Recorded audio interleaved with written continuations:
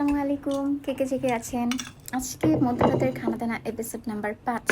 আর আজকে নিয়ে আসছি অনেক অনেক অনেক পছন্দের একটা খাবার, সেটা হচ্ছে একদম ঝাল টক বোম্বাই মরিচের পানিপুরি। ইয়ে! তো এখানে বাইরে থেকে এক ব্যাগ পানিপুরি আনিয়েছি।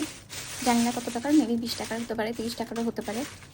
তো এটা হচ্ছে ঘুগনি, অনেকখানি দিয়েছে আমার মনে হচ্ছে। পানিপুরিগুলো সাইজ আর একটু ফুচকাগুলো আর একটু সাইজে বড় হলে ভালো হতো, ছোটো মনে হচ্ছে।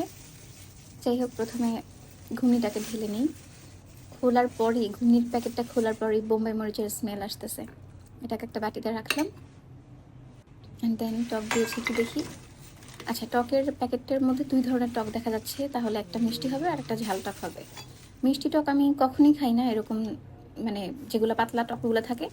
বাট দোকানে যেগুলো থাকে, একটু ভালো দোকানগুলোতে ঘন করে যে ঘুরানো থাকে, ওইগুলো আমি খাই, ওগুলো ভালো লাগে। তো এখানে টকটা ঢেলে নিলাম। আর গত দিনের আমার হচ্ছে হাতে বানানো ধনিয়া পাতার সসের কিছুটা অংশ ছিল, ওইটাকে ওই তেঁতুলের টকের সাথে মিক্স করে ধনিয়া পাতার টক বানিয়ে ফেলছি, জোসনা ব্যাপারটা। আর এখন ফুচকাগুলো ঢেলে নিলাম প্লেটে। অনেকগুলা, মনে হয় গুনে দেয় নাই, জাস্ট উঠাই দিয়ে দিছে। তো এখন একটা একটা করে ভাঙবো আর বানায় বানায় টপাস করে মুখের মধ্যে দিয়ে দিব। ওকে, ঘুমনি মনে হয় অনেক বেশি আছে, তো খেয়েও থেকে যাবে। যাই হোক, এখন আমি বানাচ্ছি, আপনারা দেখতেছেন তো না?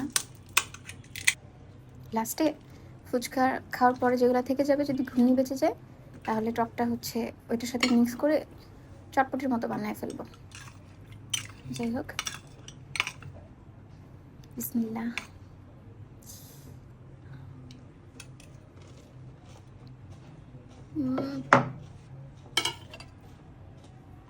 অনেক মজা।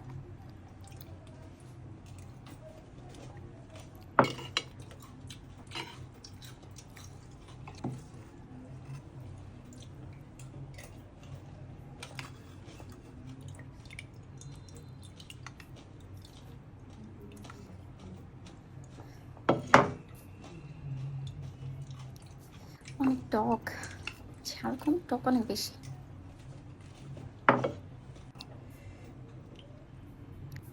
অল্প টকে ভালো লাগে না, অনেক বেশি টক দিয়ে খেতে আমার অনেক মজা লাগে। ইন্ডিয়ান রাইস স্টাইল খায় না, গোলগাপ্পা স্টাইল। কি লোভনীয় লাগতেছে। ফুচকা খাওয়া শেষ আলহামদুলিল্লাহ। আর এটা টক বেশি হয়ে গেছে, খাওয়া যাচ্ছে না মুখে।